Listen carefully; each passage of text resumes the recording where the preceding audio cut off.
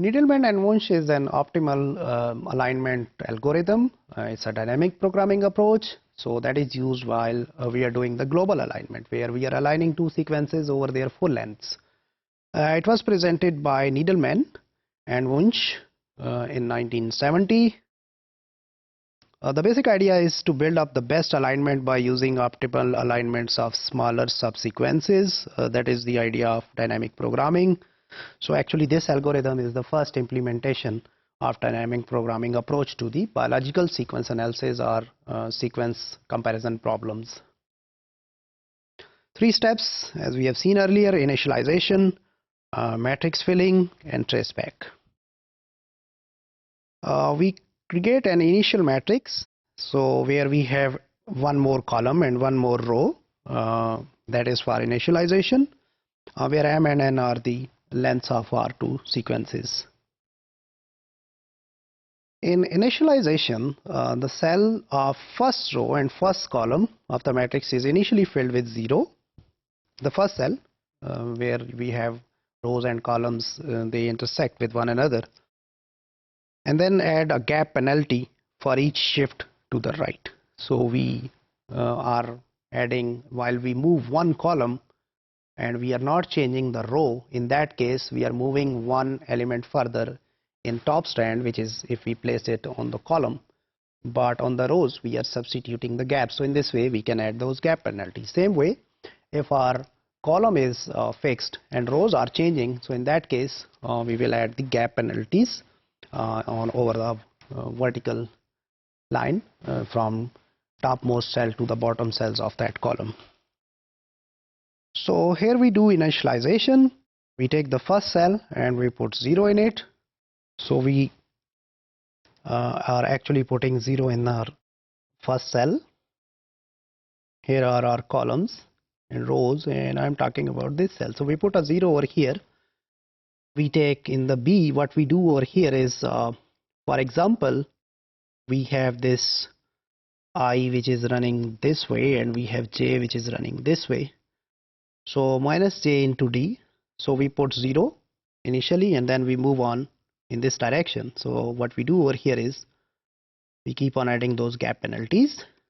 Anything can be I or J, don't worry guys. So we add a gap. So for example, if our gap is -2, we move bottom, so we are moving J, while in I we are standing at same place. So here we will add that gap penalty, then -2, and then when we add that score onto this, so it will become -4 and so on.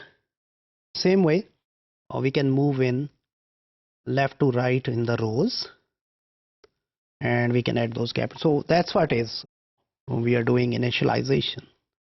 So we move through these cells row by row, calculating the score for each cell. So that is where we do matrix filling. So in this way we can compute 3 scores: a match score where 2 segments they match. Here we can also take the mismatch score, but in algorithm it's just we put this match score. So it can be, if a match, for example, we put, say we add 3 in it. If it's a mismatch, we do it like something like 1 or something, or minus something. So in that case, depending upon our scoring scheme, so first part covers both of them. We can take a vertical gap score where we move from top to bottom, and then a horizontal gap score while we introduce a gap. So in this way we can have 3 different scores. So you will do that, or you will learn it when we implement it actually. So the match score is the sum of diagonal cell score and the score for the match. So diagonal. So from the previous section we are moving from the cells in the diagonals, the last location. So for example, right now we are at I and J, so it will be I -1, J -1. So that cell which is present in the previous row and column in the shape of that diagonal. We can have a horizontal gap score, that is the sum of the cells to the left and the gap score, and vertical gap score is computed similar way. So here are different situations guys. This is our whole algorithm in which we are filling this matrix. So if we are filling those alignments for I is equal to 1 through M, maybe this I is running over your rows and j is running over the columns. You can flip around, doesn't matter. So m is your length of one string and n is the length of the other string or the sequence. Then this scoring function right here, Fij, so that picks up the maximum score among these three possibilities.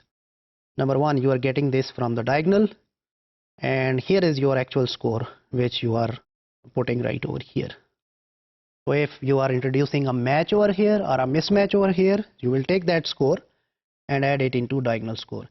In case of you are indecisive, you don't want to put a match or a mismatch, but we want to introduce our gap over here, so then you can move from either horizontal if your I is representing your rows, or vertical column if your this j is representing your columns. So in that case you will have to have this gap penalty.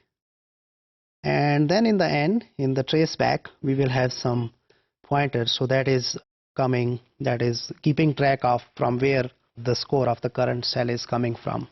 So it will keep track of it. So diagonal if it is coming from case 1, left if it is case 2, and up if it is case 3. So it will keep track of from where the score is coming. So that will help us in traceback.